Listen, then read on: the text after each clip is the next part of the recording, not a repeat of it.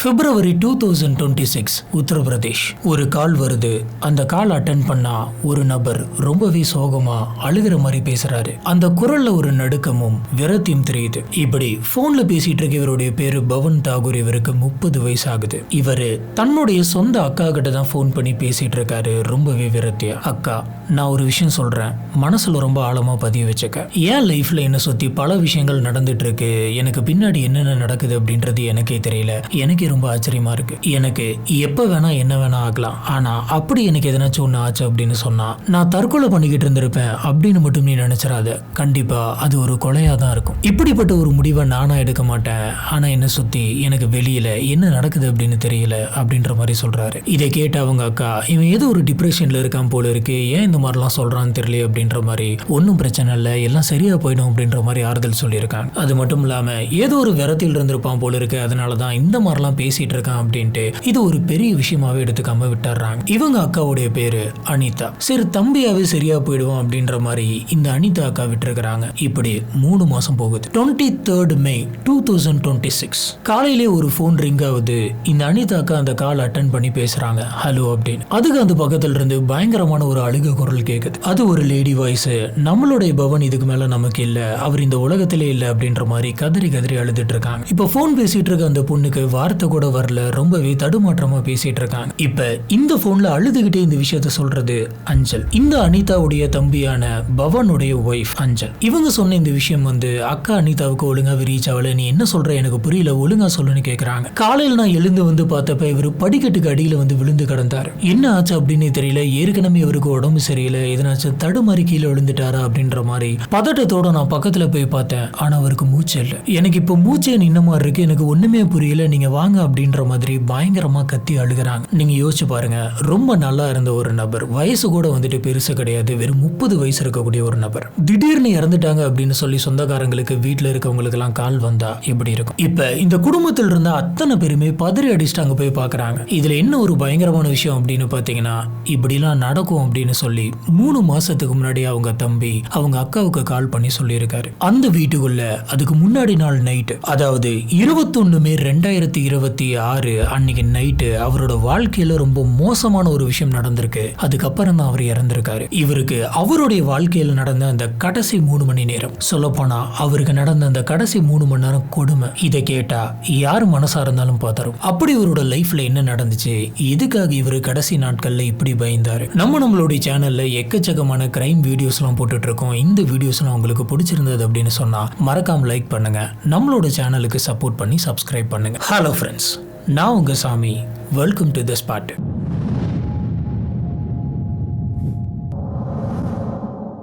இந்த கேஸ்ல என்ன நடந்துச்சு அப்படின்னு தெரியணும்னா முதல்ல நம்ம 3 பேர்த்த பத்தி பார்க்கணும். முதல் நபர் பவன் குமார் தாகூர். இவருக்கு 30 வயசு ஆகுது. இவரு உத்தரப்பிரதேஷ்ல மொராதாபாத் அப்படின்ற டிஸ்ட்ரிக்ட்ல பாகி கோவர்தன்பூர் அப்படின்ற ஒரு கிராமத்துல வாழ்ந்துட்டு இருக்காரு. இவர் ஒரு சாதாரண மிடில் கிளாஸ் சேர்ந்தவர். சின்ன வயசுல இருந்தே ரொம்ப கஷ்டப்பட்டு படிப்பாரு. கஷ்டப்பட்டு படிச்சுதான் நல்ல மார்க் எடுத்து அடுத்து காலேஜ் போயிருக்காரு. காலேஜ்லயுமே இவரு கஷ்டப்பட்டு படிச்சிருக்காரு. இப்படி கஷ்டப்பட்டு படிச்சதோட விளைவா இவர் கவர்மெண்ட் எக்ஸாம் எழுதி கிளியர் பண்றாரு. இவருக்கு கவர்மெண்ட் ஜாபும் கிடைக்குது அக்ரிகல்ச்சர் டிபார்ட்மெண்ட்ல. யோசிச்சு பாருங்க, மிடில் கிளாஸ் ஃபேமிலியில ஒருத்தர் கவர்மெண்ட் ஜாப் வாங்குறாரு அப்படின்னு சொன்னா அது ரொம்ப பெரிய விஷயமா பார்ப்பாங்க. அது அந்த வீட்டுல இருக்கக்கூடிய ஒருத்தருடைய கனவா இருக்காது, அந்த வீட்டோடைய கனவாவே இருக்கும். சுத்தி இருக்கிறவங்க கிட்ட ஒரு மரியாதை கிடைக்கும், ஸ்டேபிளான இன்கம், ஃபியூச்சர் செக்யூர்டா இருக்கிற மாதிரி இருக்கும். இதனால எல்லாருமே சந்தோஷப்பட்டாங்க. லைஃப் நல்லபடியா போயிட்டு இருக்கு அப்படின்னு சொல்லிட்டு இவங்க ரொம்பவே ஹாப்பியா அவங்களோட லைஃப் ரன் பண்ணிக்கிட்டு இருந்தாங்க. நல்லா படிச்சிருக்காரு, கவர்மெண்ட் ஜாப் கிடைக்குது. அடுத்தது என்ன, கல்யாணம். பவனோட வீட்டுல இருக்கிறவங்க எல்லாருமே சேர்ந்து கல்யாணம் பண்ணி வைக்கலாம் அப்படின்ற மாதிரி முடிவு பண்றாங்க. இதுக்காக பொண்ணு தேடுறாங்க. அப்பதான் அஞ்சல் அப்படின்ற ஒரு 24 வயசு பொண்ணு ஒண்ணு இருக்குது அப்படின்றது தெரியுது. இதுதான் இந்த கேஸில் நம்ம தெரிஞ்சுக்க வேண்டிய அந்த முக்கியமான 2வது நபர். இவங்க சம்பல் டிஸ்ட்ரிக்ட்ல ஹஸ்ராத் நகர் அப்படின்ற பகுதியில வாழ்ந்துகிட்டு இருக்காங்க. இவங்க அவ்வளவுலாம் நல்லா படிக்க மாட்டாங்க. சொல்ல போனா ரொம்ப கம்மியான மார்க் தான் எடுப்பாங்க. குடும்பத்திலே இவங்க ரொம்ப செல்லும். இவங்களுக்கும் இவங்களோட குடும்பத்துக்கும் என்ன ஆசை அப்படின்னு பாத்தீங்கன்னா, நல்லா படிச்சு எதனாச்சும் ஒரு கவர்மெண்ட் ஜாப்ல இருக்கக்கூடிய ஒரு மாப்பிள்ளைய கல்யாணம் பண்ணி வைக்கணும் அப்படின்னு. இந்த மாதிரி யாராச்சும் இருக்காங்களா அப்படின்னு சொல்லி இவங்க தேடிக்கிட்டு இருந்த அந்த சமயத்துல தான் இவங்களுக்கு பவன் குமாரை பத்தி தெரிய வருது. இப்ப பவன்குமார் ஃபேமிலி, அஞ்சல் ஃபேமிலி, இந்த ரெண்டு குடும்பமும் ஒரு நாள் ஒரே இடத்துல ஒன்னா உட்காந்து பேசுது. இப்படி இவங்க பேசிக்க ஆரம்பிச்சுட்டு அந்த முதல் நாளே வந்து பாத்தீங்கன்னா ஃபிக்ஸ் பண்ணிடுறாங்க. சரி, கல்யாணத்தை இன்னைக்கு வச்சுக்கலாம், இப்படி பண்ணிக்கலாம். இப்படி இவங்க எல்லாருமே பிளான் பண்ண மாதிரி 2020 இவங்க ரெண்டு பேருக்கும் கல்யாணம் பண்ணி வைக்கிறாங்க. பவன்குமாருக்கு என்ன நம்பிக்கை அப்படின்னு பாத்தீங்கன்னா, எல்லாமே நல்லபடியா நடக்குது, நம்மளோட வாழ்க்கை செட்டில் ஆயிருச்சு, இதுக்கு மேல சந்தோஷமா நம்ம போலாம் அப்படின்னு நினைச்சாரு. இப்ப நம்ம இந்த கேஸோடைய முக்கியமான அந்த 3வது ஆளை பத்தி பார்க்கணும். ஆனா அந்த நபரை பத்தி இப்ப நம்ம தெரிஞ்சுக்கிறதுக்கு முன்னாடி அவங்க ஃபேமிலியில என்னென்ன நடந்துச்சு அப்படிங்கறத பத்தி தெரிஞ்சுக்கலாம். 2020 இவங்க ரெண்டு பேருக்கும் கல்யாணம் ஆயிருக்கு. புது கப்பல், சின்ன சின்னதா வரக்கூடிய சண்டைகள், அதிலிருந்து இவங்க கத்துக்கக்கூடிய விஷயங்கள், புதுசா கிடைச்ச ரெஸ்பான்சிபிலிட்டி, இது எல்லாத்தையுமே புரிஞ்சுக்கிறதுக்கே இவங்களுக்கு ரொம்ப ரொம்ப லேட் ஆச்சு. பவன் ஒரு கவர்மெண்ட் ஆபீசர் அப்படிங்கறதுனால காலையெல்லாம் எந்திரிச்சு அவர் பக்காவா வேலை கிளம்பி போயிடுவாரு. இப்படி காலையில வேலைக்கு போனா எல்லாம் வரைக்குமே முடிச்சுட்டு ஈவினிங் டைம் ஆனதுக்கு அப்புறம் தான் அவர் வருவாரு. அஞ்சல் வீட்டுல இருப்பாங்க. வீட்டுல இருக்கக்கூடிய ஒர்க்லாம் பண்ணிட்டு இருப்பாங்க. இது ஒரு சாதாரணமான ஒரு ஃபேமிலி. வெளியில இருந்து பாக்குற பல பேருக்கு இது ஒரு பெர்ஃபெக்ட்டான ஃபேமிலியா கூட தெரியும். இவங்களுக்கு கல்யாணமான அடுத்த 3 வருஷத்திலே இவங்களுக்கு ஒரு குழந்தை பிறக்குது. அது ஒரு பெண் குழந்தை. பவன்குமாருக்கு இது ரொம்ப ரொம்ப சந்தோஷம். இப்ப பவன்குமார் என்ன டிசைட் பண்றாரு அப்படின்னு பாத்தீங்கன்னா, இதுக்கு மேல நம்ம ஜாயின்ட் ஃபேமிலியா இருக்க வேணாம், நம்ம தனியா பிரிஞ்சு போயிடலாம், தனியா போயிட்டு ஒரு வீடு எடுத்து அங்க தங்க ஆரம்பிக்கலாம் அப்படின்னு முடிவு பண்றாரு. இதுக்காக இவரு குந்தன்பூர்ல செப்பரேட்டா ஒரு தனி வீடே வந்துட்டு கட்ட ஆரம்பிக்கிறாரு. இந்த வீடு எல்லாத்தையுமே கட்டி முடிச்சதுக்கு அப்புறம் தன்னோட ஒய்ஃபையும் குழந்தையும் கூட்டிக்கிட்டு மொத்தமா அந்த வீட்டுக்கு ஷிஃப்ட் ஆயிடுறாரு. ஒருத்தங்க ஜாயின்ட் ஃபேமிலியா இருக்கும்போது கூட அவங்களுக்குள்ள என்ன போயிட்டு இருக்கு அப்படிங்கிறது அவங்க குடும்பத்தில் இருக்கக்கூடிய மத்தவங்களுக்கும் தெரியும். ஆனா தனியா போனதுக்கு அப்புறம் அவங்களுக்குள்ள என்ன நடக்குது அப்படின்றது தெரியாது. அதே மாதிரிதான் இவங்களுக்குள்ள என்ன நடக்குது அப்படின்ற விஷயம் இவங்க குடும்பத்தில் இருக்கக்கூடிய மத்தவங்களுக்கு தெரியாது. இப்ப பவன்குமாரோட ஃபேமிலியில இருந்த ரிலேட்டிவ்ஸ் அத்தனை பேரும் சரி, பவன்குமார் நம்மளோட பையன், நம்மளோட தம்பி வந்துட்டு தனியா ஒரு வீடு எடுத்து வாழ்க்கை ஆரம்பிக்கிறான், எங்க இருந்தாலும் அவன் சந்தோஷமா இருக்கட்டும், அப்பப்போ ஃபங்க்ஷன்னா வந்துட்டு போட்டோம் அப்படின்ற மாதிரி நினைச்சுக்கிட்டு இருந்தாங்க. இப்படி இருந்த சமயத்துல தான் May 23, 2026 காலையில இவங்க அக்காவுக்கு ஒரு கால் வந்தது. நம்ம ஸ்டார்டிங்ல பார்த்த மாதிரி அஞ்சல் இப்படி கால் பண்ணி, பவன்குமார் நம்மளை விட்டு போயிட்டாரு, அவர் இந்த உலகத்தை விட்டு போயிட்டாரு அப்படின்னு அழுக. அக்கா அனிதா வேக வேகமா அந்த வீட்டுக்கு வராங்க. அவங்க மட்டும் கிடையாது, பவனுடைய அண்ணாவான தேவேந்திராவும் இந்த விஷயத்தை கேட்டு பதறி அடிச்சுட்டு அந்த வீட்டுக்கு வராரு. மொத்த குடும்பமும் அந்த வீட்டுக்கு வருது. அந்த வீட்டுக்கு வர வழி எல்லாமே இவங்களோட மனசுக்குள்ள 1008 கேள்வி போயிட்டு இருந்தது. என்னாச்சு திடீர்னு இப்படி சொல்றாங்க, என்ன நடந்திருக்கும், நைட்டு தானே நம்ம பேசிக்கிட்டு இருந்தோம் அப்படின்ற மாதிரி பல விஷயங்கள் யோசிச்சுக்கிட்டே அந்த வீட்டுக்கு வராங்க. இப்படி இவங்க எல்லாருமே வீட்டுக்குள்ள வந்து அந்த சமயத்துல அஞ்சல் அந்த வீட்டுடைய ஒரு ஓரமா உட்காந்து பயங்கரமா அழுதுட்டு இருக்காங்க. குடும்பம் அத்தனையுமே பவன் கீழே கிடக்கிறத பார்த்து மனசுடைஞ்சு பயங்கரமா கத்தி கத்தி அழுக ஆரம்பிச்சாங்க. வந்தவங்க அத்தனை பேருமே பவனுக்கு என்னாச்சு என்னாச்சு அப்படின்னு கேட்க, இவங்க படிக்கட்டுல இருந்து விழுந்துட்டாரு போல இருக்கு, அவருக்கு ஏற்கனவே உடம்பு சரியில்லை அப்படின்ற மாதிரி அடிச்சுக்கிட்டு அழுக. இதை கேட்டுக்கிட்டே அடி பலமா பற்றுச்சு போல இருக்கு அப்படின்ற மாதிரி கத்திக்கிட்டே அழுதுகிட்டே பவனோட கையை பார்த்திருக்காங்க. பார்த்தப்ப பயங்கரமா கிழிச்ச மாதிரி இருந்திருக்கு. இதை பாக்குறப்ப படிக்கட்டுல இருந்து கீழே தவறி விழுந்த மாதிரி தெரியல. படிக்கட்டுல இருந்து கீழே விழுந்திருந்தா கை காலில் எங்கேயாச்சும் அடிபடலாம், இல்ல தலையை போய் கீழே சாச்சி தலையில அடிபட்டிருக்கலாம். ஆனா அவரோட கையை பார்த்தப்ப யாரோ ஒருத்தங்க அடிச்ச மாதிரி இருந்திருக்கு. என்னது இது காயமா இருக்கு அப்படின்ற மாதிரி அவரோட உடம்பு முழுக்க இப்படி நகர்த்தி நகர்த்தி பாக்குறாங்க. இப்படி பார்த்தப்ப அவரோட உடம்பு முழுக்கவே பல காயங்கள் இருக்கிறத இவங்க கவனிக்கிறாங்க. இது ஏதோ கீழே விழுந்த மாதிரி இல்ல, யாரோ வேணும்னே வந்து இவரோட உடம்பு ஃபுல்லா அடிச்ச மாதிரி இருந்திருக்கு. இந்த சமயம் தான் அக்காவான அனிதாவுக்கும் அண்ணனான தேவேந்திரனுக்கும் தம்பியான பவன்குமார் இதுக்கு முன்னாடியே பண்ண அந்த போன் கால் ஞாபகத்துக்கு வருது. நாளைக்கு ஒருவேளை எனக்கு எதனாச்சும் நடந்துச்சுன்னா அது கண்டிப்பா கொலையாதான் இருக்கும் அப்படின்னு இவர் சொல்லி வச்சது ஞாபகத்துக்கு வருது. இந்த மாதிரி ஒரு விஷயம் நடக்க போகுது அப்படிங்கறத பவன் ஏற்கனவே சொல்லி இருக்காரு. இங்க நடந்த இந்த விஷயங்கள் எல்லாத்தையுமே பார்த்ததுக்கு அப்புறம் இவங்களோட ஃபேமிலி மெம்பர்ஸ்க்கு ஒரே ஒரு ஆப்ஷன் மட்டும் தான் இருந்தது, போலீஸ் கம்ப்ளைண்ட். பவனுடைய அண்ணா தேவேந்திரன் கொஞ்சம் கூட யோசிக்க கிடையாது. அவர் அந்த நைட்டே அப்படியே கிளம்பி போயிட்டு போலீஸ் ஸ்டேஷன்ல கம்ப்ளைண்ட் பண்றாரு. அன்னைக்கு நைட்டே போலீஸ் ஸ்டேஷன்ல வச்சு எஃப்ஐஆரும் போடுறாங்க. எஸ்எஸ்பி சத்பால் அந்தில் நேரடியா வந்து இந்த கேஸை மானிட்டர் பண்ணாரு. ஏஎஸ்பி அபினவ் தான் இந்த கேஸோடைய லீட் இன்வெஸ்டிகேட்டரா போட்டாங்க. வந்து இவருடைய உடம்பு பார்த்த உடனே போலீஸ்க்கு ஒரு விஷயம் கிளியரா புரிஞ்சிருது, இது நார்மலான கேஸ் கிடையாது. என்ன நடந்துச்சு அப்படின்றத குடும்பத்தில் இருந்தவங்க கிட்ட போலீஸ் கேட்டதுக்கு அதே கதையை மறுபடியும் சொல்லியிருக்காங்க. அவருக்கு ஏற்கனவே உடம்பு சரியில்லை, படிக்கட்டுல இருந்து தவறி விழுந்துட்டாருன்னு நினைக்கிறேன், கீழே விழுந்தாரு, இறந்துட்டாரு அப்படின்னு சொல்றாங்க. பவனோட ஒய்ஃப் அந்த இடத்துல கதறி கதறி அழுதுகிட்டு இருந்தாங்க. போலீஸ் ஆபீசர்ஸ்க்கு அதை பார்க்கவே ரொம்ப கஷ்டமா இருந்தது. இதை பார்த்த உடனே இது கொலையா இருக்கலாம் அப்படின்ற மாதிரி தான் போலீஸ்க்கு உள்ளார தோணுது. யார் இதை பண்ணிருப்பா? அதுக்கு முன்னாடி இந்த சடலத்தை கட்டாயம் பிரேத பரிசோதனை பண்ணி ஆகணும் அப்படின்னு முடிவெடுக்கிறாங்க. இதனால பவனுடைய சடலத்தை கொண்டு போயிட்டு பிரேத பரிசோதனை பண்றாங்க. சாட்டர்டே சாயந்தரம் இந்த பிரேத பரிசோதனையோட ரிப்போர்ட் வருது. இந்த ரிப்போர்ட்டை பார்த்த டாக்டர்ஸ் அப்புறம் போலீஸ் ஆபீசர்ஸ் ரெண்டு பேருமே ஷாக் ஆகுறாங்க. இது இது ஒன்றும் படிக்கட்டுல இருந்து கீழே விழுந்த மாதிரி தெரியல. அந்த கதையும் இப்போ வந்திருக்கக்கூடிய இந்த ரிப்போர்ட்டும் கம்ப்ளீட்டா வேறையா இருந்திருக்கு. இந்த ரிப்போர்ட்ல இவருக்கு பல முறை கரண்ட் அடிச்சிருக்கு அப்படின்னும், அது மட்டும் இல்லாம ஏதோ ஒரு நஞ்சு கலந்த பொருளை வந்துட்டு இவர் குடிச்சிருக்காரு அப்படின்னு சொல்றாங்க. இது ரெண்டுத்தினாலதான் இவர் இறந்திருக்காரு அப்படின்றத மென்ஷன் பண்ணிருக்காங்க. வீட்டுக்குள்ள இவருக்கு ஷாக் அடிக்கிற மாதிரியான எந்த ஒரு பொருளுமே இல்ல. சுவிட்ச் பாக்ஸ் எல்லாமே கரெக்டா தான் இருக்கு. அப்படியே இவருக்கு அடிச்சிருந்தாலும் ஒரு முறை தான் ஷாக் அடிச்சிருக்கும், பல முறை அடிச்சிருக்காது. அது மட்டும் இல்லாம இவரோட உடம்புல நஞ்சு கலந்திருக்கு அப்படின்னா அதை இவரே குடிச்சிருக்க மாட்டாரு. இது ரெண்டுத்தையுமே வேற யாரோ ஒருத்தங்க தான் இவருக்கு பண்ணிருக்காங்க. இது பக்காவா பிளான் பண்ணி பண்ண ஒரு விஷயமா இருக்கலாம். அப்படின்னா இது கன்ஃபார்ம் கொலை தான். இதை புரிஞ்சுக்கிட்ட போலீஸ் ஆபீசர்ஸ் ஃபர்ஸ்ட் நாம சஸ்பெக்டை கண்டுபிடிக்கணும் அப்படிங்கிறதுக்காக அந்த வீட்டுக்குள்ள இருந்த அத்தனை பேர்த்தோட செல்போனையுமே வந்து ட்ராக் பண்ண ஆரம்பிக்கிறாங்க. இறந்து போன பவனுடைய செல்போன்ல ஆரம்பிச்சு அவங்களோட ஒய்ஃப், அவங்க வீட்டுல இருந்த அவங்க அக்கா, அவங்க அண்ணா, இன்னும் வீட்டுல இருந்த அத்தனை பேர்த்தோட மொபைல் போனையுமே ட்ராக் பண்ண ஆரம்பிச்சாங்க. அவங்க கடைசியா எந்த லொகேஷன்ல இருந்தாங்க, அவங்க யார் யாருக்கிட்டலாம் கால் பேசியிருக்காங்க, அதிகமா யார்கிட்ட பேசியிருக்காங்க, இந்த மாதிரியான மெசேஜஸ் பண்ணிக்கிறாங்க. இந்த மாதிரியான அத்தனை டீடைல்ஸுமே போட்டு எடுக்கிறாங்க சிடிஆர் மூலியமா. இப்பதான் இவங்க ஒரே ஒரு போன் நம்பர் மட்டும் அஞ்சலோட மொபைல் நம்பருக்கு ரிப்பீட்டடா வந்துகிட்டே இருக்கு அப்படின்ற ஒரு விஷயத்தை கவனிக்கிறாங்க. இந்த நம்பர்ல இருந்து அஞ்சலுக்கு வரக்கூடிய கால்ஸ், அஞ்சல் அவருக்கு பண்ணக்கூடிய அந்த கால் கடைசி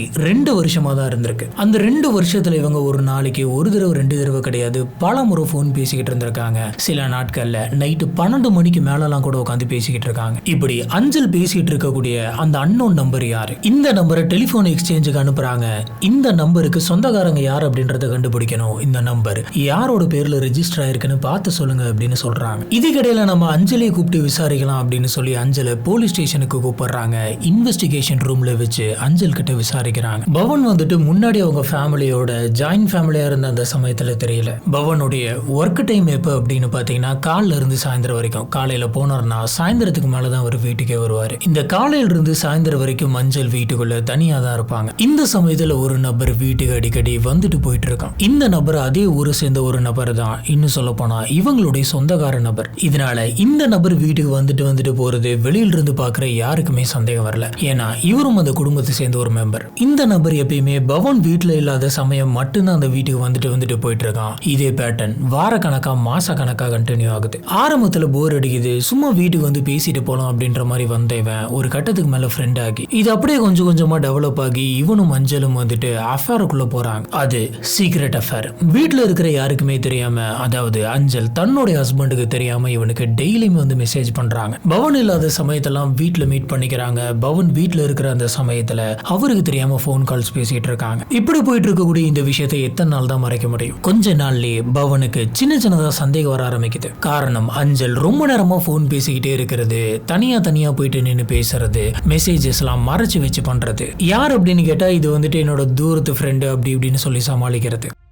இந்த விஷயங்கள் எல்லாமே போயிட்டு இருக்கு. இதெல்லாம் எப்ப நடக்குது அப்படின்னு பாத்தீங்கன்னா பவன் இறந்து போறதுக்கு 6 மாசத்துக்கு முன்னாடி. இந்த 6 மாசத்துக்கு முன்னாடி ஒரு நாள் பவன் வேலையில இருந்து தற்செயலா வீட்டுக்கு வராரு. இது பிளான் பண்ணி வந்ததுல ரொம்பவே தற்செயலா ஒரு வீட்டுக்கு வந்தது. அந்த சமயத்துல வீடு லாக் ஆயிருக்கு. ஆனா வீட்டுக்குள்ள இருந்து யாரோ ஒருத்தங்க பேசுற மாதிரியான சத்தம்லாம் கேக்குது. இப்படி இவங்க சிரிக்கிற சத்தம், பேசுற சத்தம், இந்த சத்தத்தெல்லாம் கேட்டு இவருக்கு பயங்கரமா டென்ஷன் ஆகுது. யார் அது வீட்டுக்குள்ள இருக்கா அப்படின்ற மாதிரி யோசிச்சுக்கிட்டே அந்த வீட்டுக்கு பின் சைடு போறாரு. ஏன்னா அங்க ஒரு ஜன்னல் இருக்கு. இவரு அந்த ஜன்னலை திறந்து உள்ள பார்த்தப்ப இவருக்கு பயங்கரமான ஷாக் ஒண்ணு காத்துக்கிட்டு இருந்தது. இவருடைய ஒய்ஃபான அஞ்சல் இன்னொரு நபர் கூட, அதுவும் இவருக்கு நல்லா தெரிஞ்ச ஒரு நபர் கூட இருந்திருக்காங்க. இதை பார்த்து இவருக்கு கோவம் தலைக்கிறது. வேகமா போயிட்டு முன்னாடி இருக்கக்கூடிய டோர் பிடிச்சி தட்டி உடைக்கிறாரு. இப்ப உள்ளார இருக்கிற இவங்களே கதவு திறந்திருக்காங்க. கதவு திறந்த உடனே 2 பேரையும் பயங்கரமா திட்டி அடிச்சதா போலீஸ் ரெக்கார்ட்ஸ்ல மென்ஷன் பண்ணிருக்காங்க. இப்ப வீட்டுக்குள்ள இருந்த அந்த நபர் வந்துட்டு ஓடுறான். அஞ்சல் வந்து பயங்கரமா அழுகுறாங்க, காலை பிடிச்சி கெஞ்சுறாங்க. தெரியாம பண்ணிட்டு இதுக்கு மேல நான் பண்ண மாட்டேன் அப்படின்ற மாதிரி சொல்லியிருக்காங்க. இவர் முடிஞ்ச வரைக்கும் திட்டுறாரு. தன்னோட ஒய்ஃபே தனக்கு ரொம்ப நல்லா தெரிஞ்ச சொந்தக்காரங்க ஒருத்தவங்க கூட இருந்தாங்க அப்படின்ற விஷயம் இவர்னால தாங்கிக்கவே முடியல. இருந்தாலும் இவருக்கு ஒரு ஃபேமிலி இருக்கு. 3 வயசுல சின்னதா ஒரு பொண்ணு இருக்கு. நாளைக்கு அந்த பொண்ணுடைய வாழ்க்கை என்ன ஆகும், கேள்விக்குறி ஆயிடும். இந்த மாதிரியான ஒரு விஷயத்தினால நம்ம விட்டுட்டு போறோம் அப்படின்னு தெரிஞ்சா, இல்ல இந்த விஷயம் வெளியில தெரிஞ்சா நாளைக்கு உன்னுடைய அம்மா இந்த மாதிரி தானே பண்ணாங்க அப்படின்ற மாதிரிலாம் அந்த பொண்ணு எதுவும் சொல்லிடுவாங்க அப்படின்ற ஒரே காரணத்துக்காக பவன் இதுதான் உனக்கு கடைசி வார்னிங், இதுக்கு மேல நீ இந்த மாதிரி பண்ணக்கூடாது, பண்ண அப்படின்னா நான் மனுஷனா இருக்க மாட்டேன் அப்படின்ற மாதிரி திட்டி ரொம்ப ஸ்ட்ராங்கான ஒரு வார்னிங் கொடுக்குறாரு. இதை கேட்ட அஞ்சலோ இல்லைங்க நான் அந்த மாதிரி பண்ண மாட்டேன் அப்படின்னு சொல்லி அதே இடத்துல கதறி கதறி அழுது இனிமே நான் ஒழுங்கா இருக்கேன் அப்படின்ற மாதிரி சொல்றாங்க. இதுல இன்னொரு முக்கியமான விஷயம் என்ன அப்படின்னு பாத்தீங்கன்னா, வீட்டுல இருக்கக்கூடிய அவங்களுடைய குழந்தைய கூட்டிட்டு வந்து குழந்தையோட தலையில சத்தியம் பண்ணி இதுக்கு மேல நான் இந்த மாதிரி நடந்துக்க மாட்டேன் அப்படின்னு சொல்றாங்க. என்னதான் அஞ்சல் நம்புற மாதிரி அழுதாலும் இதுக்கு மேல நம்ம இங்க இருக்க வேணாம், இங்க இருக்கிறது நம்மளுக்கு தான் பிரச்சனை அப்படின்னு சொல்லி அந்த இடத்த விட்டு காலி பண்ணிட்டு போலாம் அப்படின்னு முடிவு பண்றாரு. இதுக்கப்புறம் தான் அவரு திரும்பவும் தனியா ஒரு வீடு எடுத்து வராரு. இப்படி தனியா வந்துட்டா இவங்களுக்குள்ள டிஸ்டன்ஸ் வந்துடும், அந்த விஷயம் அப்படியே மறந்து போயிடும், ரெண்டு பேருமே பண்ண தப்ப உணர்ந்திருப்பாங்க அப்படின்ற மாதிரி இவர் நினைச்சாரு. ஆனா அதுதான் இல்ல, இவங்க ரெண்டு பேருமே வாட்ஸ்அப்ல மெசேஜ்ல மாத்தி மாத்தி பேசிக்கிட்டு இருந்தாங்க. இவருக்கு தெரியாம பண்ற போன் கால் எல்லாமே கண்டினியூவா போய்கிட்டே தான் இருந்துச்சு. பல முறை பவன் தூங்குனதுக்கு அப்புறமா யாருக்குமே தெரியாம பாத்ரூம்குள்ள போயிட்டு உட்காந்து பேசிக்கிட்டு இருந்திருக்காங்க. இவங்க மெசேஜஸ் பண்ணிக்காம ஒரு நாள் கூட இருந்தது இல்ல. அந்த பக்கம் பவன் காலையில ஆபீஸ் போன உடனே இங்க மெசேஜ் ஸ்டார்ட் ஆயிடுது. இது எல்லாமே இவங்களுடைய போன் ரெக்கார்ட்ஸை வச்சு போலீஸ் ஆபீசர் சிடிஆர் பண்ணப்ப ரொம்ப கிளியரா தெரிஞ்சது. இப்போ இந்த சிடிஆர் ரிப்போர்ட் எல்லாம் எடுத்து இவங்க முன்னாடி காமிச்சு சொல்லுங்க, உண்மையை சொல்லுங்க அப்படின்னு கேட்டதுக்கு ஆரம்பத்துல இல்ல சார் இது ஒரு நார்மலான ஃபேமிலி சேட் தான் அப்படின்ற மாதிரி சொல்றாங்க. சரி, நார்மலா ஃபேமிலிக்குள்ள இருக்கிற ஒருத்தர்கிட்ட பேசுறதுக்கு எதுக்கு 12 மணிக்கு மேலாம் பேசுறீங்க? பகல்ல அவர் இருக்கும் போதே பேசிருக்கலாம்ல, அதுவும் இத்தனை மணி நேரம் நீங்க பேசுற அளவுக்கு அப்படின்னு பேசிக்கிட்டீங்க அப்படின்ற மாதிரிலாம் போலீஸ் கேட்கறாங்க.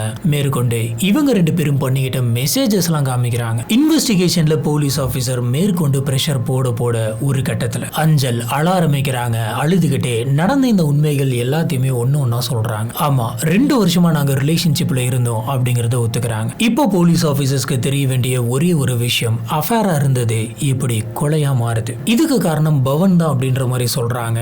இந்த பிரச்சனையில பவன் நிறைய திட்டி இருக்காரு. இதுல ஒரு முறை இவர் என்ன சொல்லி இருக்காரு அப்படின்னு பாத்தீங்கன்னா, நீ மறுபடியும் யாருக்கிட்டயோ போன் பேசுற மாதிரி எனக்கு தெரியுது, மறுபடியும் உன்னோட போன்ல என்னுடைய போன்ல அவனுடைய நம்பரை நான் பார்த்தேன் அப்படின்னு சொன்னான். கொஞ்சம் கூட நான் யோசிக்க மாட்டேன், உன்னை டைவர்ஸ் பண்ணி அனுப்பிச்சிருவேன், குழந்தைய நானே வச்சுப்பேன், என்னோட ப்ராப்பர்ட்டியில இருந்து ₹1 கூட உனக்கு கிடைக்காது, இதை ஒரு கடைசி வார்னிங்கா நீ எடுத்துக்க அப்படின்ற மாதிரி திட்டி இருக்காரு.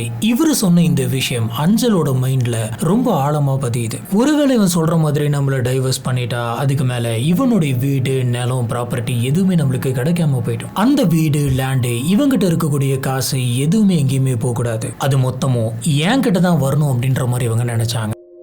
இந்த இன்வெஸ்டிகேஷன் முடியறதுக்குள்ளே சிடிஆர்ல இவங்க அதிகமாக யார்கிட்ட பேசினாங்களோ அந்த நம்பர் யாரோடையது அப்படின்னு பார்த்தீங்கன்னா அன்கிட் அப்படின்ற ஒரு நபருடையது. அந்த அன்கிட் இந்த பவனோட கசினுடைய பையன். இந்த பையனை பவன் வந்து தன்னோட சொந்த பையன் மாதிரி தான் ட்ரீட் பண்ணாரு. நீ எப்போ வேணா வீட்டுக்கு வந்துட்டு போகலாம் அப்படின்ற மாதிரி தான் வச்சிருந்தாரு. யாரோ ஒரு சொந்தக்காரங்க வீட்டுக்கு வர மாதிரி அந்த பையன் வந்துட்டு போக மாட்டான். அன்கிட் ரொம்ப சுதந்திரமா இந்த வீட்டுக்கு வந்துட்டு போயிட்டு இருந்தா. அந்த லெவலுக்கு இந்த பையன் மேல இவர் நம்பிக்கை வச்சிருந்தாரு. அப்படிப்பட்ட இந்த அன்கிட் தான் தன்னோட ஒய்ஃப் கூட 2 வருஷம் சீக்ரெட் அஃபேர் இருந்திருக்கான். நான் இந்த கேஸோட ஸ்டார்டிங்ல 3வது ஒரு நபர் இருக்கான், அவனை பத்தி நம்ம அப்புறம் பார்க்கலாம் அப்படின்னு சொல்லியிருந்தேன்ல. அந்த 3வது நபர் இந்த அன்கிட். இதுங்க எல்லாமே பிளட் ரிலேஷன், ஃபேமிலி ட்ரஸ்ட், இது எல்லாத்தையுமே எட்டி உதச்சிருக்காங்க. இதுதான் நடந்திருக்கு. ஆனா இது மட்டும் நடக்கல, இதுக்கு மேலதான் முக்கியமான விஷயமே வருது. மே 2026 ஆரம்பத்திலே அஞ்சல் முடிவு பண்றாங்க பவனை உயிரோட விடக்கூடாது அப்படின்னு. ஆனா இந்த பிளானை ஒருத்தரால மட்டும் பண்ண முடியாது, நமக்கு இன்னுமே ஒரு ஆள் வேணும் அப்படின்னு சொல்லி தனக்கு தெரிஞ்ச ஒரு நபரை இந்த பிளானுக்குள்ள சேர்த்துக்கலாம் அப்படின்ற மாதிரி நினைக்கிறாங்க. இதுக்காக அவங்க ஒரு தடவை அவங்க அம்மா வீட்டுக்கு போயிருக்காங்க. இப்படி போன இவங்க 15 நாள் அவங்க அம்மா வீட்டுல தங்கி இருக்காங்க.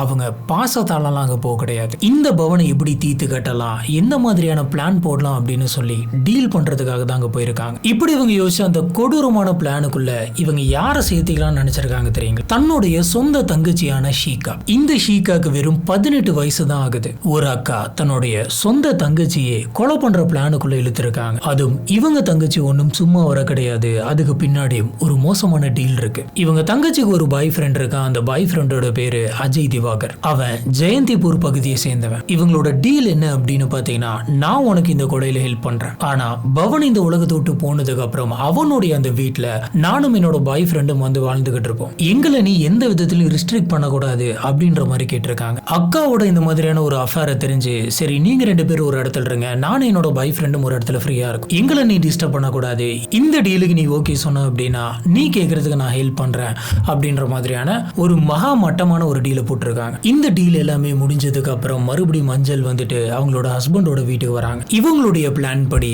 சீகா நான் என்னுடைய அக்காவை பார்க்க வரேன் அப்படின்ற மாதிரி சொல்லிட்டு அங்கிருந்து கிளம்பி பவனோட வீட்டுக்கு வராங்க. இது எல்லாமே இவங்களோட பிளான்ல இருக்கு. இப்போ அக்கா தங்கச்சிங்க 2 பேருமே அந்த வீட்டுக்குள்ள இருக்காங்க. இவங்களோட பாய் ஃப்ரெண்ட் அந்த 2 பேருமே வெளியில இது எப்படி எப்படிலாம் பிளான் பண்ணலாம் அப்படின்னு பாக்குறாங்க. இப்போ இதுங்களாம் சேர்ந்து என்ன டிசைட் பண்ணுது அப்படின்னு பாத்தீங்கன்னா நம்ம எலக்ட்ரிக் ஷாக் கொடுத்து கொலை பண்ணலாம் அப்படின்ற மாதிரி யோசிக்கிறாங்க. அதுக்காக அங்க இருக்கக்கூடிய ஒரு பஜாருக்கு கூட்டிட்டு போயிட்டு ஸ்டெபிளைசர்லாம் வாங்கிட்டு வந்திருக்காங்க. இப்படி எல்லாத்தையுமே ரெடி பண்ணி செட்டப் பண்ணிட்டாங்க. இப்ப பவன் மட்டும் தான் வீட்டுக்கு வரணும். மே 21, 2026 நைட் அன்னைக்கு பவன் தன்னோட அக்கா வீட்டுக்கு போயிட்டு உட்காந்து பேசிக்கிட்டு இருக்காரு. பேசிட்டு இருக்கிறப்ப இந்த அஞ்சல் கிட்ட இருந்து ஒரு போன் கால் வருது. இவரு அந்த போனை அட்டன் பண்ணி பேசியிருக்காரு. பேசினப்ப உங்ககிட்ட ஒரு விஷயம் நான் பேசணும், சீக்கிரம் வாங்க, இது ஒரு முக்கியமான விஷயம் அப்படின்ற மாதிரி சொல்றாங்க. இது கேட்ட பவனும் சரி நான் வரேன் அப்படின்னு சொல்லிட்டு போனை வைக்கிறாரு. இதுக்கப்புறம் இவர் அவங்க அக்கா கிட்ட பேசிட்டு சரி ஏதோ முக்கியமான விஷயம்னு சொல்றா, நான் போய் என்னன்னு பாக்குறேன் அப்படின்ற மாதிரி சொல்லிட்டு பவன் தன்னோட வீட்டுக்கு கிளம்பி போறாரு. இப்படி பவன் தன்னோட வீட்டுக்குள்ள வந்து வீட்டோடைய டோர் ஓபன் பண்ணி உள்ள நுழையும் போதே மொத்தமா கரண்ட் போகுது. சொல்ல போனா உண்மையாலுமே அந்த சமயத்துல கரண்ட் போக கிடையாது, இவங்க தான் மெயின் ஆஃப் பண்ணிருக்காங்க. இப்படி பிளான் பண்ணி மெயின் ஆஃப் பண்ண அடுத்த செகண்டே இந்த 4 பேரும் சேர்ந்து பவன் மேல பாஞ்சிருக்காங்க. அஞ்சல், அங்கிட், சீகா, அஜய் 4 பேரும் சேர்ந்து பவனை அடிச்சு தள்ளி கீழே தரையில படுக்க வைக்கிறாங்க. இதுக்கப்புறம் இவர் அப்படியே அடிச்சு தூக்கி அங்க இருந்து ஒரு கட்டில்ல போட்டு கையை கால் எல்லாத்தையுமே கட்டி போடுறாங்க. இப்ப பவனால கை கால் எதையுமே அசைக்க முடியல, அந்த லெவலுக்கு டைட்டா கட்டி போட்டிருக்காங்க. அடுத்த 3 மணி நேரம் இவர் சாகரத்துக்குள்ள அங்க நரக வேதனை அனுபவிச்சிருக்காரு. 4 பேருமே கையில கிடைக்கிற பொருள் தடின்னு சொல்லி எல்லாத்தையுமே எடுத்து இவர் போட்டு அடின்னு அடிச்சிருக்கிறாங்க. உடம்பு முழுக்க இப்படி அடிச்சதுல இவர் வலி தாங்க முடியாம பயங்கரமா கத்திக்கிட்டே இருக்காரு. இந்த சமயத்துல இவங்க வாங்கிட்டு வந்த அந்த ஸ்டெபிளைசரை எடுத்துட்டு இவர் மேல கனெக்ட் பண்ணி இவருக்கு ஷாக் கொடுக்கறாங்க. அதுவும் ஒரு முறை 2 முறை இல்ல, மொத்தம் 9 தடவை. பவன்னால வலி தாங்கிக்க முடியல, ஏன்னா அந்த லெவலுக்கு வலிக்குது. அவர் அதே இடத்துல துடிச்சு போறாரு. தயவு செஞ்சு என்ன விட்டுரு அப்படின்ற மாதிரி எல்லார்கிட்டயுமே கெஞ்சுறாரு. நீ யோசிச்சு பாரு, நம்மளுக்குன்னு ஒரு குடும்பம் இருக்கு, 3 வயசுல ஒரு குழந்தை இருக்கு, என்ன விட்டுரு, நான் என்னோட குழந்தைய பாத்துக்கிறேன் அப்படின்ற மாதிரி முடிஞ்ச அளவுக்கு கெஞ்சி கேட்டிருக்காரு. ஆனா அந்த இடத்துல இருந்த 4 பேருக்குமே கொஞ்சம் கூட ஈவிரக்கம் இல்ல. இந்த இடத்துல அவருக்கு கடைசி நிமிஷம் இன்னுமே பயங்கரமான சில கொடுமைகள்லாம் நடந்திருக்கு. இது எல்லாமே போலீஸோட ரிப்போர்ட்ல இருக்கு. இந்த விஷயத்தை இன்வெஸ்டிகேஷன் பண்ணப்ப அந்த 4 பேரும் அவங்களோட வாயாலே சொல்லியிருக்காங்க. கடைசி நிமிஷங்கள் மூச்சு இழுத்து பிடிச்சிக்கிட்டு வழியில துடிச்சுக்கிட்டு இருந்த அந்த சமயத்துல பவனுடைய கண்ணு முன்னாடியே அஞ்சலும் அங்கிட்டும் ரொம்ப மோசமா தப்பா நடந்திருக்காங்க. தனக்குன்னு இத்தனை விஷயங்கள் பண்ணி குடும்பத்துக்காக வாழ்ந்துட்டு இருந்த தன்னோட ஹஸ்பண்டுக்கு முன்னாடி ஹஸ்பண்டை கட்டி போட்டு அடிச்சு சித்திரவதை பண்ணி இந்த மாதிரியான ஒரு நிலைமையில சாகும் போது கூட அவர் நிம்மதியா இருக்க கூடாது அப்படின்னு சொல்லி அவரை அசிங்கப்படுத்துற மாதிரி, அவரை கோவப்படுத்துற மாதிரி அவரோட கண்ணு முன்னாடி இப்படி நடந்திருக்காங்க. இப்படி பல வழிகள் இருந்த பவன் கடைசி நிமிஷம் என்ன யோசிச்சிருப்பாரு. இப்படி எல்லா வழிகளையும் தாங்கிட்டு இருந்த அந்த சமயம் அவங்க வாங்கி வச்சிருந்த அந்த விஷ பாட்டில எடுத்து இவரை ரொம்பவே வலுக்கட்டாயப்படுத்தி இவரை குடிக்க வச்சிருக்காங்க. அடுத்த கொஞ்சம் நிமிஷத்திலே அவரு இவங்க 4 பேர்த்தோட கண்ணு முன்னாடி வழியில துடிக்க இறந்து போறாரு. இதெல்லாம் எவ்வளவு பெரிய பாவம் தெரியுங்களா? இப்பதான் போன மாசம் நடந்திருக்கு. இத்தனை கேவலமான விஷயத்தெல்லாம் பண்ணிட்டு எப்படி இவங்களால நிம்மதியா சோறு திங்க முடியுது, எப்படி இவங்களால நிம்மதியா தூங்க முடியுதுன்னு தெரியல. இப்ப இது ஒரு விபத்து மாதிரி காட்டணும் அப்படின்னு சொல்லி படிக்கட்டுல இருந்து இவங்களே தள்ளி விடுற மாதிரி கீழே தள்ளி விட்டு அடுத்த நாள் காலையில இவரோட அக்காவுக்கு கால் பண்ணி இந்த மாதிரி நடந்துருச்சு, அவர் உலகத்துல இல்ல அப்படின்ற ஒரு பயங்கரமான ஆக்டிங்க போட்டிருக்காங்க. ஆனா பார்க்க வந்த உடனே இவங்களோட சொந்தக்காரங்களுக்கு சந்தேகம் வந்து போலீஸ் கிட்ட கம்ப்ளைண்ட் பண்ண போலீஸ் வந்து அந்த சடலத்தை பார்த்த உடனே தெரிஞ்சிருது. போலீஸ் ஆபீசர்ஸ் கட்டாயம் பிரேத பரிசோதனை பண்ணணும் அப்படின்னு சொல்லி அதுக்கப்புறம் வந்த ரிப்போர்ட்ல இவருக்கு கரண்ட் அடிச்சும் இவர் விஷம் குடிச்சும் தான் செத்துருக்காருன்னு தெரியுது. போலீஸ் ஆபீசர்ஸ்க்கு இப்ப ஃபுல் பிக்சர் கிடைச்சிருச்சு. எல்லா விதமான எவிடன்ஸை கலெக்ட் பண்றாங்க. இந்த பிரேத பரிசோதனை ரிப்போர்ட், இவருக்கான அந்த கரண்ட் ஷாக்கு, அந்த ஸ்டெபிளைசர் இவங்க எந்த பஜார்ல போயிட்டு எந்த கடையில வாங்கினாங்க, இவங்களோட சிடிஆர் ரெக்கார்ட்ஸ், அதாவது 2 வருஷம் இவங்க பேசிக்கிட்ட அந்த மெசேஜஸ், கால்ஸ், இன்னும் சொல்ல போனா இவரை கொலை பண்ணலாம் அப்படின்னு சொல்லி இவங்க 2 பேரும் வாட்ஸ்அப்ல பேசிக்கிட்டு இருந்திருக்காங்க. அந்த மெசேஜ் இந்த பிளானுக்காக மே 17 அவங்க தங்கச்சி வீட்டுக்கு வந்து ரெடியா இருந்தது. அப்புறம் இவங்களே இன்வெஸ்டிகேஷன்ல அவங்க வாயால கொடுத்த வாக்குமூலங்கள் இது எல்லாத்தையுமே எவிடன்ஸா எடுக்கிறாங்க. இதுக்கப்புறம் அஞ்சல், அன்கிட், ஷீகா, அஜய் இவங்க 4 பேர்த்தையும் அரெஸ்ட் பண்ணி உள்ள தள்ளுறாங்க. இந்த 4 பேருமே ஆமா இதெல்லாம் நாங்க பண்ணோம் அப்படின்றத ஒத்துக்கிட்டாங்க. இவங்க 4 பேரு பண்ண தப்புல அநியாயமா ஒரு குடும்பம் வந்துட்டு சதஞ்சிருச்சு. இப்ப பவன் உயிரோடவே இல்ல. இவங்க பண்ண இந்த விஷயத்துல இப்ப இந்த உலகத்துல ரொம்ப பாதிக்கப்பட்டிருக்கிறது அந்த 3 வயசு சின்ன பொண்ணு தான். அந்த பொண்ணை பாத்துக்க வேண்டிய அவங்க அப்பாவே இல்ல. ஒருவேளை அவங்க அப்பா உயிரோட இருந்திருந்தா இந்த பொண்ணுக்கு வேணுங்கிற எல்லாத்தையுமே பண்ணி தந்திருப்பாங்க. இந்த பொண்ணு நினைச்ச மாதிரி படிக்க வச்சிருப்பாங்க. இவங்க கிட்ட காசு பணம்லாம் இல்லாம இல்ல, நிறைய ப்ராப்பர்ட்டி இருக்கு. அப்பா கவர்மெண்ட் ஜாப்ல இருந்து நிறைய காசு சேர்த்து வச்சிருந்தாரு. ஆனா அது எல்லாத்தையுமே தாண்டி ஒரு அப்பாவோட பாசம் அந்த பொண்ணுக்கு கிடைக்காமலே போகுது. 3 வயசுல அப்பா இல்ல. இதுல இன்னொரு கொடுமையான விஷயம் என்ன அப்படின்னு கேட்டீங்கன்னா, இந்த கொலையை பண்ணது, அதாவது தன்னுடைய அப்பாவை கொலை பண்ணது தன்னுடைய அம்மாவே, அதுவும் இப்படி ஒரு கேவலமான காரணத்துக்கு அப்படின்னு தெரிஞ்சா விவரம் தெரியறப்ப அந்த சின்ன பொண்ணுடைய மனசு எவ்வளவு கஷ்டப்படும். நாளைக்கு அப்பா இருந்திருந்தா உண்மையாலுமே அந்த குழந்தைக்கு எல்லாமே நல்லா இருந்திருக்கும். அவர் நல்லபடியா படிக்க வச்சு நல்ல இடத்துல கல்யாணம் பண்ணி தந்து கடைசி வரைக்கும் அந்த பொண்ணை நல்ல விதமா பாத்துக்கிட்டு இருந்திருப்பாரு. இந்த கேஸ் நடந்து கரெக்டா இப்பதான் ஒரு 2 வாரம் ஆகுது. இந்த கேஸ் இன்னும் இன்வெஸ்டிகேஷன்ல தான் இருக்கு. அதனால தீர்ப்பு வரது கொஞ்சம் லேட் ஆகும். அதே மாதிரி இந்த கேஸ்ல நான் இன்னொரு விஷயத்தை பத்தியுமே பேசணும் அப்படின்னு நினைக்கிறேன். யாராச்சும் உங்ககிட்ட வந்து எனக்கு கொஞ்சம் மனசு கஷ்டமா இருக்கு, எனக்கு நாளைக்கு எதனாச்சும் ஆச்சு அப்படின்னா அப்படின்ற மாதிரிலாம் பேசுறாங்கன்னா அவங்களுக்கு என்ன பிரச்சனை அப்படின்னு கேளுங்க. ஒரு ஆறுதலா இருங்க. மேபி உங்களால எதனாச்சும் பண்ண முடிஞ்சா பண்ணுங்க. ஏன்னா நீங்க பண்ற அந்த ஒரு விஷயத்தினால அவங்களோட உயிர் வந்துட்டு காப்பாற்றப்படலாம். ஆனா இந்த கேஸை பொறுத்த வரைக்கும் அவங்க அக்கா வந்துட்டு ஆறுதலா தான் இருந்திருக்காங்க அப்படின்னு நினைக்கிறேன். முன்னாடி நாள் கூட பவன் அவங்க அக்கா வீட்டுல தான் போயிட்டு பேசிக்கிட்டு இருந்திருக்காரு. இதெல்லாம் வச்சு என்ன தெரியுது அப்படின்னு பாத்தீங்கன்னா, யாருமே இவங்க இந்த லெவலுக்கு எக்ஸ்ட்ரீம் போவாங்க அப்படின்றத எதிர்பார்த்திருக்க மாட்டாங்க. மேபி இவங்க நடந்துகிற விஷயத்தை வச்சு பவன்குமார் மட்டும் கெஸ் பண்ணிட்டாரு. ஆனா இந்த லெவலுக்கா நடந்துற போகுது அப்படிங்கிற மாதிரி பாவம் அவங்க அக்கா யூகிச்சிருக்க மாட்டாங்க. பவனுக்கு ரொம்ப நல்லாவே தெரியுது அவங்க திரும்ப திரும்ப இதே தப்பதான் ரிப்பீட் பண்ணிக்கிட்டு இருக்காங்க அப்படின்னு. அப்புறம் சேர்ந்து வாழ்றதுல எந்த ஒரு அர்த்தமே இல்லை. இந்த விஷயங்கள் எல்லாமே தெரிஞ்சும், இன்னும் சொல்ல போனா அவருக்கு எதுவும் ஆயிடும் அப்படின்றது கூட அவருக்கு தெரிஞ்சுமே அவர் ஏன் இன்னுமே அந்த ரிலேஷன்ஷிப்பை மெயின்டைன் பண்ணாரு, வெளியில போகாம இருந்தாரு அப்படின்றது தெரியல. நாளைக்கு ஒரு குழந்தைக்கு அப்பா அம்மா அப்படின்னு சொல்லிட்டு 2 பேருமே தேவைதான். ஆனா அதே குழந்தை நாளைக்கு எந்த விதமான டிஸ்டர்பன்ஸுமே இல்லாம நல்லபடியா வளரணும். அதனால ரொம்ப டாக்ஸிக்கா இருக்கிற மாதிரி ஒரு ரிலேஷன்ஷிப் தெரிஞ்சதுன்னா தயவு செஞ்சு அந்த ரிலேஷன்ஷிப் குள்ள இருக்காதீங்க. சில விஷயங்கள் மட்டும்தான் பேசி ஷார்ட் அவுட் பண்ண முடியும். சில விஷயங்களை சில பேரை என்ன பண்ணாலும் திருத்த முடியாது. உண்மையாலுமே பவனுக்கு ஒரு நல்ல மனசு இருந்தது. அவர் வார்னிங் கொடுத்து இதுக்கு மேல நல்லாரு அப்படின்னு சொன்னாரு. இது இவங்களுக்கு ஒரு செகண்ட் சான்ஸ். ஆனா அவங்க அந்த செகண்ட் சான்ஸை பயன்படுத்திக்கல, மாறா இவரே வந்துட்டு கொண்டுட்டாங்க. இந்த கேஸை பத்தி உங்களுக்கு என்ன தோணுது அப்படிங்கறத கீழே இருக்கக்கூடிய கமெண்ட் பாக்ஸ்ல மறக்காம ஸ்பாட் பண்ணுங்க. நம்ம அங்க வச்சு இதை பத்தி டிஸ்கஸ் பண்ணுவோம். நம்மளோட கிரைம் வீடியோஸ்ல உங்களுக்கு பிடிச்சிருந்தது அப்படின்னு சொன்னா மறக்காம லைக் பண்ணுங்க. நம்மளோட சேனலுக்கு சப்போர்ட் பண்ணி சப்ஸ்கிரைப் பண்ணுங்க.